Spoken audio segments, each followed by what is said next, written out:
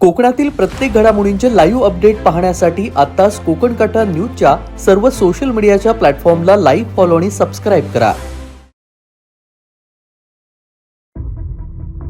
दापोली तालुक्यातील दाभोळमध्ये सध्या मुसळधार पाऊस आणि जोरदार वारे सुरू असल्यामुळे आज 2 आंब्याची झाडं कोसळली. एक पहाटे लोकमान्य टिळक विद्यालय शेजारी असलेल्या गोडाऊनच्या रस्त्यावर भलं मोठं आंब्याचं मोठं झाड कोसळलं, तर दुपारी गुजराळी परिसरात पुन्हा एक मोठं आंब्याचं झाड कोसळलं. आज 30 जून पहाटे परिसरात सुरू असलेल्या मुसळधार पावसामुळे एक भलं मोठं आंब्याचं झाड कोसळल्याची घटना घडली. हे झाड लोकमान्य टिळक विद्यालय शेजारी असलेल्या गोडाऊनच्या रस्त्यावर पडल्यानं या मार्गावरील वाहतूक पूर्णपणे बंद झाली. सुदैवाने ही घटना पहाटे घडल्यानं कोणतीही जीवितहानी झाली नाही.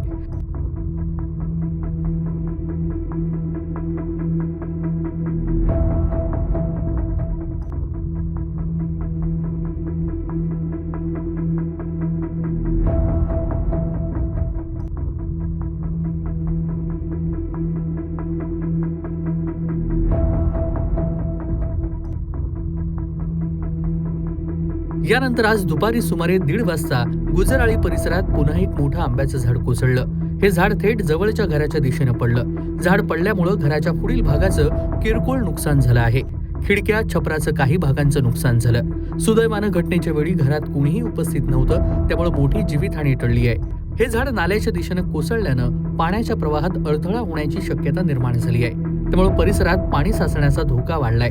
स्थानिक नागरिकांनी प्रशासनाला तातडीनं याकडे लक्ष देण्याची मागणी केली आहे. झाड कोसळताना परिसरातील वीज वाहिन्यांनाही धक्का बसल्याची माहिती कळतीये. त्यामुळे काही भागात वीज पुरवठा खंडित होण्याची शक्यता निर्माण झाली आहे. वीज वितरण विभागाकडून दुरुस्तीची कामं सुरू असल्याचं सांगितलं जात आहे. दाभोळमध्ये आज 2 आंब्यांची झाडं कोसळलेली आहेत आणि हे बाजूला करण्याचं काम सध्या सुरू आहे. कोकण कट्टा न्यूज, दाभोळ, दापोली. वरून तिकडून दिसत नाहीये. वरून तिकडून दिसत नाहीये.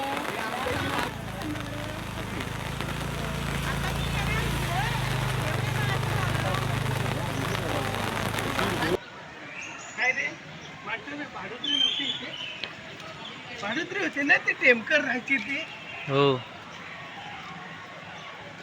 अरे हा सगळा कोरमला आहे तो. संदेश, काय संदेश, आंबे घेऊन जा आता. हा? अरे पूर्ण कोरमलेला आहे.